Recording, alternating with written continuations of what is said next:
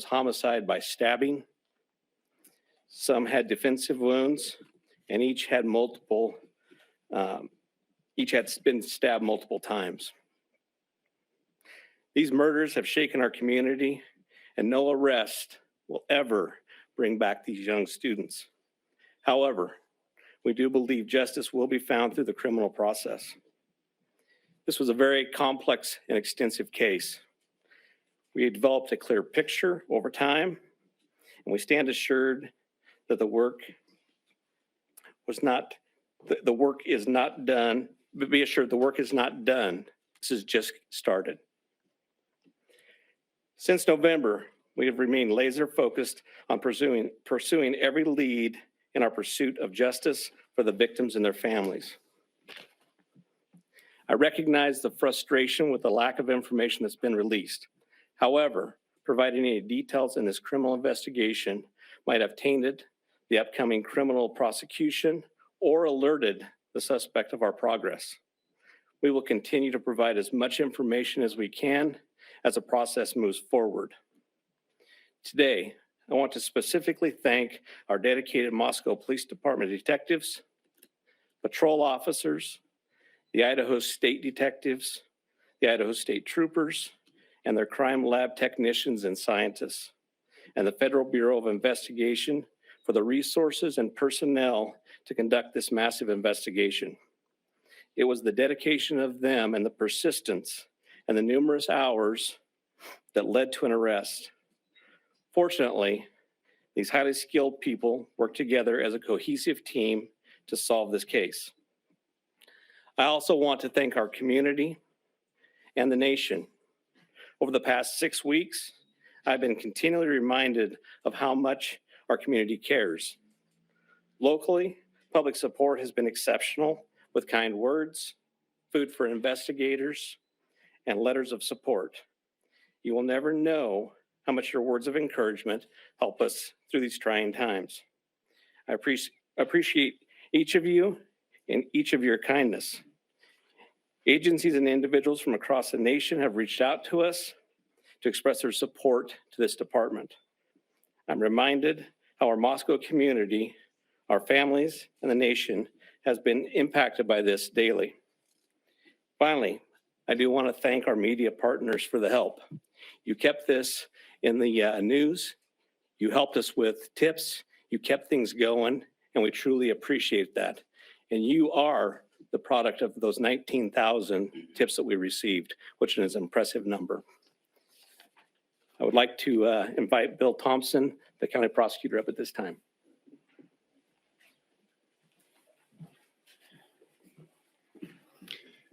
Good afternoon, folks. My name is Bill Thompson. I'm the Latah County prosecutor. And it's sad to be here, but happy to be here at the same time.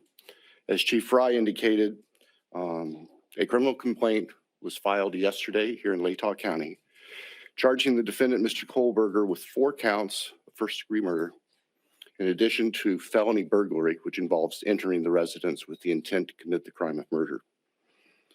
Mr. Kohlberger, and let me preface, there's a pending case now in court, and I and my office and the investigators have to live with the restrictions that our Supreme Court places on pretrial publicity.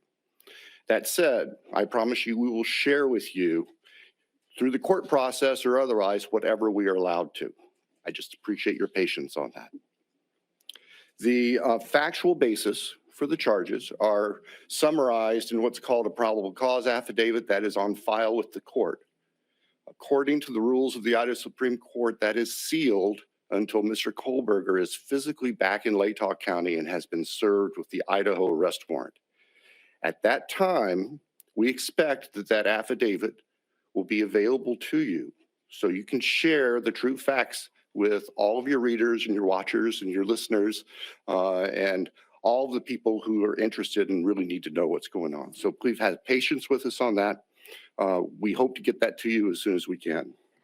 As far as Mr. Kohlberger, I can share with you that he is a graduate student at Washington State University and has an apartment residence over at Pullman.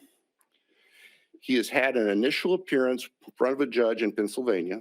He is being held without bond, And the warrant from our magistrate judge here also provides for no bond. We understand that he's scheduled to be back in court in Pennsylvania next Tuesday afternoon, and that a public defender has been appointed for him there. The process at this point is, since he was arrested in another state, he has the opportunity to either waive extradition and return voluntarily to the state of Idaho, or if he prefers not to waive extradition, then we will initiate extradition proceedings through our governor's office. If we do that, it can take a while for him to get here. So again, I'm asking for your patience and understand that's just the way the system works. Once he gets here, he'll have an initial appearance with our magistrate. They'll deal with issues such as making sure competent counsel is representing him, and the case will be scheduled for further hearings. Your primary source of factual information is going to be the court record, because that's what the Supreme Court says we need to refer you to. So please pay attention to what's going on in court and have people there to watch and hear what's being said.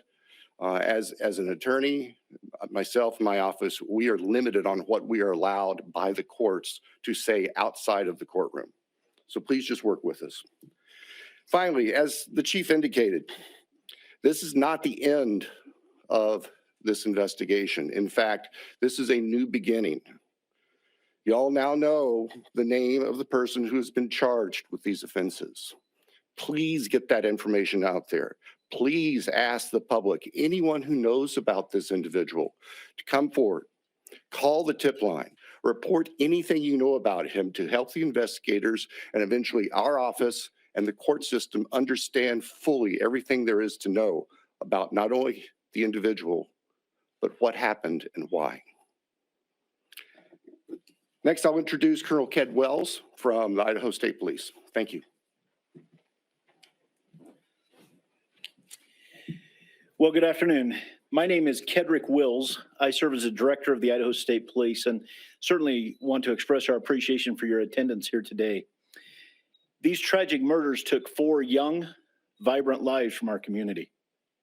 Nothing we do can bring them back. The only thing that we can do in law enforcement to honor their memories that we know of is to bring this to a successful conclusion. This has been a very difficult time for the families, the university, the community, and the state of Idaho.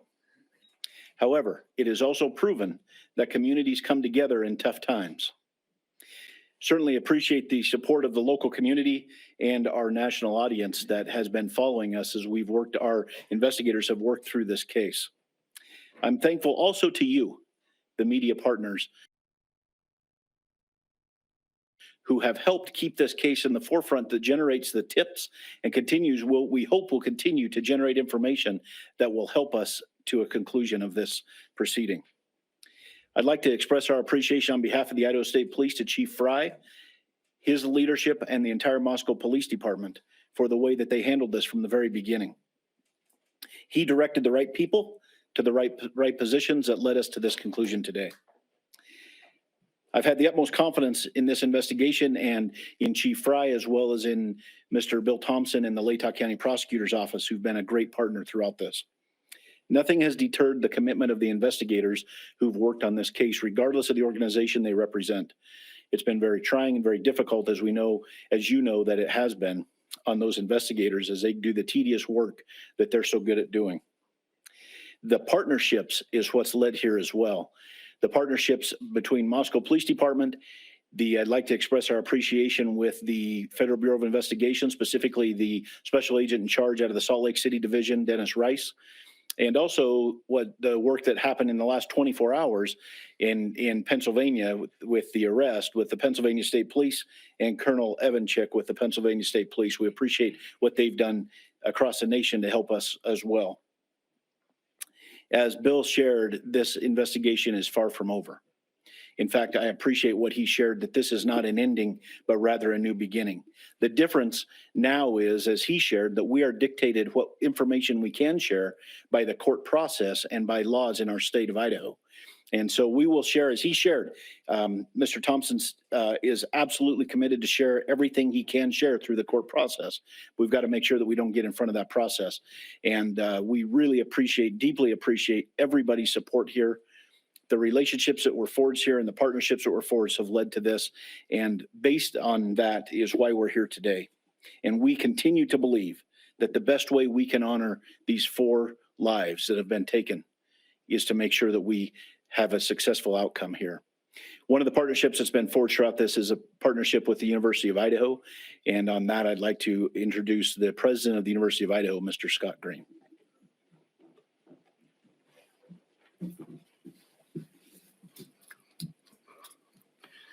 Thank you. Good afternoon. Scott Green, President of University of Idaho. Today's news of arrest is a welcome one. It's relief to our university, our community, and our extended Vandal family. The outpouring of support over the past 6 weeks helped sustain us during the most trying time. It provided the strength that helped us navigate the international scrutiny visited on our students and employees. We are truly thankful for the compassion and acts of kindness shown to our community. Kindness is contagious, and it provided the light that reclaimed ground lost to evil and darkness. We first want to acknowledge and thank Governor Little for the early promise of financial support that enabled the university to secure our campus and focus on helping our students and our employees in the wake of the crimes. We also appreciate the Idaho State Police and the highly visible security presence that brought comfort and calm to a community shocked and confused by the senseless crimes. We never lost faith that this case would be solved and are grateful for the hard work of the Moscow Police Department and their law enforcement partners. Vast and committed FBI resources brought important expertise to this complex case. Across the board, dedicated, highly competent personnel worked this case to arrest. This crime has nevertheless left a mark on our university, our community, and our state. While we cannot bring back Maddie, Kaylee, Zana, and Ethan, we can thoughtfully and purposefully carry their legacy forward in the work that we do. Our students come first, and that was proven each and every day of this investigation. We are committed to safely delivering the college town atmosphere, campus experience, and high-touch quality education for which the University of Idaho is known. With time, we will heal. We will move forward together, and we will remain Vandal strong.